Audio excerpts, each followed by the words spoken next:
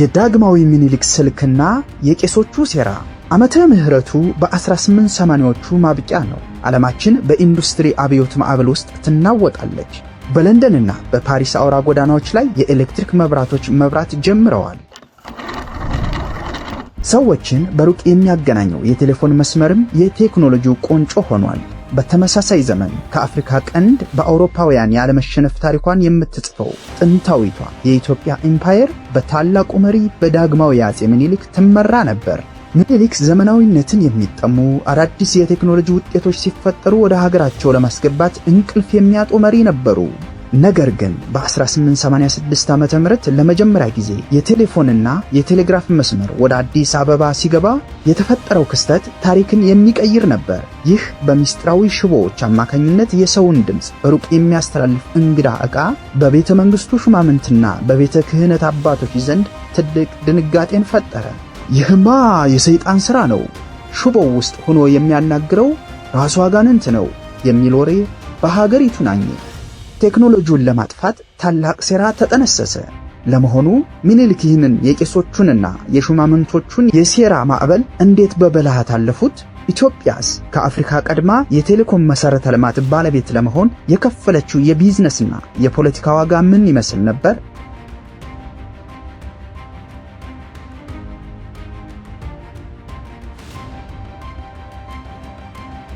በዚህ ቪዲዮ ከ130 ዓመታት በፊት የተከሰተውን የኢትዮጵያን የመጀመሪያ የቴክኖሎጂ አብዮት ምስጢር በጥልቀት እንፈትሻለን።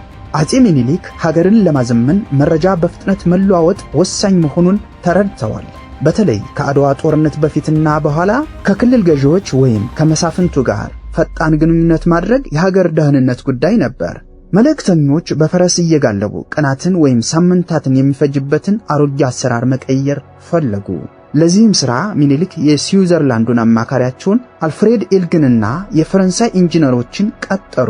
የመጀመሪያው ትልቅ ፕሮጀክት ከአዲስ አበባ ተነስቶ በሐረር በኩል አድርጎ የፈረንሳይ ይዞታ ወደ ነበረችው ጅቡቲ የሚዘልቅ የ500 ማይልስ የቴሌፎንና የቴሌግራፍ መስመር መዘርጋት ነበር። ይህ መሠረተ ልማት እንዲሁ ቀላል አልነበረም። ከጀርባው የነበረው የቢዝነስ ስምምነት የፈረንሳይን መንግስትና የግል ኩባንያዎችን ያሳተፍ ነበር። ፈረንሳውያኑ በምስራቅ አፍሪካ ያላቸውን የንግድ ተጽዕኖ ለማስፋት ሲሉ ለፕሮጀክቱ የገንዘብና የቁሳቁስ ድጋፍ አደረጉ። ነገር ግን መስመሩን መዘርጋቱ ሌላ ትልቅ የተፈጥሮና የሰው ሰራሽ ፈተና ገጠመው። ሽቦዎቹ የሚዘረጉባቸው የደጋና የቆላ አካባቢዎች አስቸጋሪ መልክዓ ምድር ነበሯቸው። ከዚህም በላይ በበረሃው አካባቢ ይኖሩ የነበሩ ዘላን ጎሳዎች ከብረት የተሰሩትን የቴሌፎን ምሰሶዎችና የመዳብ ሽቦዎችን እየቆረጡ ለጦር መስሪያና ለጌጣጌጥ መገልገያነት ይሰርቁት ነበር። ምኒልክ ይህንን ሌባ ለማስቀረት ከባድ የቅጣት አዋጅ ማውጣት ነበረባቸው። የመጀመሪያው የስልክ መስመር ተዘርግቶ አልቆ በቤተ መንግሥት ውስጥ ስልኩ መስራት ሲጀምር እውነተኛው ማህበራዊ ፈተና ተቀሰቀሰ። በአንድ በኩል አዲስ አበባ ያለ ሰው ሳይንቀሳቀስ በመቶዎች የሚቆጠሩ ኪሎ ሜትሮች ርቃ ከምትገኘው ከሐረር ከተማ ጋር በቀጥታ ሲነጋገር ያዩት የቤተ መንግሥቱ ሹማምንት ፍርሃት ወደቀባቸው። በወቅቱ የነበረው ማህበረሰብ ሳይንሳዊ ዕውቀት ስላልነበረው ይህንን ታምር ሊያብራራ የቻለው በአንድ መንገድ ብቻ ነበር። ይህ በእርግጥም የአጋንንት ሥራ ነው። ወሬው በፍጥነት ወደ ሃይማኖት መሪዎችና ወደ ካህናቱ ዘንድ ደረሰ። የቄሶቹ ስጋት ቀላል አልነበረም። ይህ የባዕድ አምልኮና ጠንቋይነት ወደ ሀገር ውስጥ ከገባ የእግዚአብሔር ቁጣ በሀገሪቱ ላይ ይወርዳል ብለው አመኑ።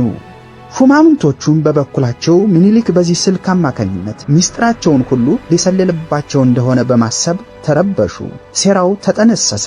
የሀገሪቱ ታላላቅ መኳንንትና የሃይማኖት አባቶች ተሰባስበው ወደ ንጉሡ ዘንድ አቤቱታ አቀረቡ። ስልኩ እንዲነቀል፣ ሽቦዎቹ እንዲበጠሱና ቴክኖሎጂው ከሀገሪቱ እንዲወገድ በይፋ ጠየቁ።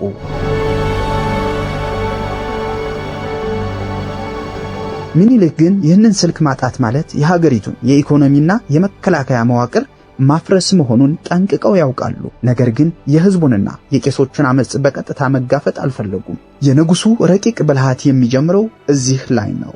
አፄ ምኒልክ ቄሶቹን ሰብስበው አንድ ጥያቄ አቀረቡላቸው። ይህ ዕቃ የሰይጣን መሆኑን በምን አወቃችሁ? አባቶችም መለሱ፣ ሩቅ ያለው ሰው ድምጽ ያለ አካል እዚህ አምጥቶ የሚሰማው ሰይጣን ካልሆነ ማን ሊሆን ይችላል?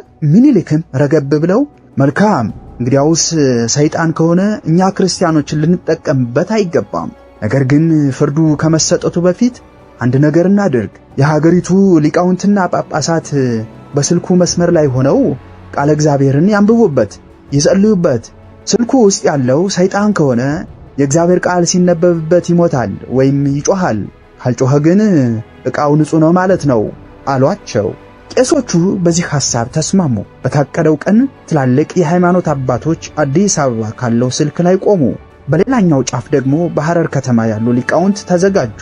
የአዲስ አበባው ጳጳስ በስልኩ መስመር መጸለይና መናገር ጀመሩ። ከሐረር በኩል ያለው ድምፅ ያለምንም ችግር ጸሎቱን መለሰ። ስልኩ አልፈነዳም፣ አልጮኸም።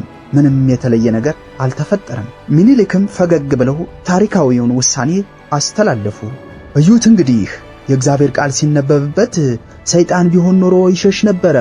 አሁን ግን በጸጥታ አስተናግዷል። ስለዚህ ይህ ዕቃ የሰይጣን ሳይሆን የሰው ልጅ አእምሮ የፈጠረው ጠቃሚ ሳይንስ ውጤት ነው አሉ። በዚህ ብልሃት የቄሶቹ ሴራ ከሸፈ። ስልኩም በኢትዮጵያ ምድር በይፋ ቅዱስ ማህተም ተመታለች። ያ የቄሶቹ ሴራ የከሸፈበት ስልክ ዛሬ ለደረስንበት ግዙፉ የኢትዮጵያ ቴሌኮሙኒኬሽን መሰረት የጣለ ክስተት ነበር። ሚኒሊክ በወቅቱ ለቴክኖሎጂ እጃቸውን ቢሰጡ ኖሮ የኢትዮጵያ የዘመናዊነት ጉዞ ለብዙ አስርት ዓመታት ወደ ኋላ ይጎትት ነበር። ከ130 ዓመታት በፊት በሽቦዎች የተጀመረው የቢዝነስና የቴክኖሎጂ ፉክክር ዛሬ ሀገሪቱን ከቢሊዮን ዶላር የዲጂታል ኢኮኖሚ ጋር አገናኝቷታል። ታሪክ እንደሚያስተምረን አዳዲስ ቴክኖሎጂዎች ሁልጊዜም መጀመሪያ ላይ ፍርሃትና ተቃውሞ ይገጥማቸዋል። አሸናፊ የሚሆኑት ግን እንደ ሚኒሊክ በብልሃትና በራዕይ የሚመሩት ብቻ ናቸው። የዛሬው የዲጂታል አሻራ ዝግጅታችን ይህንን ይመስል ነበር። እናንተስ የዳግማዊ ሚኒሊክን የብልሃት ፍርድ እንዴት አያችሁት? በኮሜንት መስጫው ላይ ሐሳባችሁን አካፍሉን። ይዘቱ ከተመቻችሁ ላይክ ማድረጉን፣ ለሌሎች ማጋራቱን አትርሱ። በቀጣይ የትኛውን የኢትዮጵያ የቆየ የቢዝነስና የቴክኖሎጂ ታሪክ እንድንሰራላችሁ ትፈልጋላችሁ? ሳብስክራይብ በማድረግ አብራችሁን ቆዩ። ቸር ያቆየን። ዲጂታል አሻራ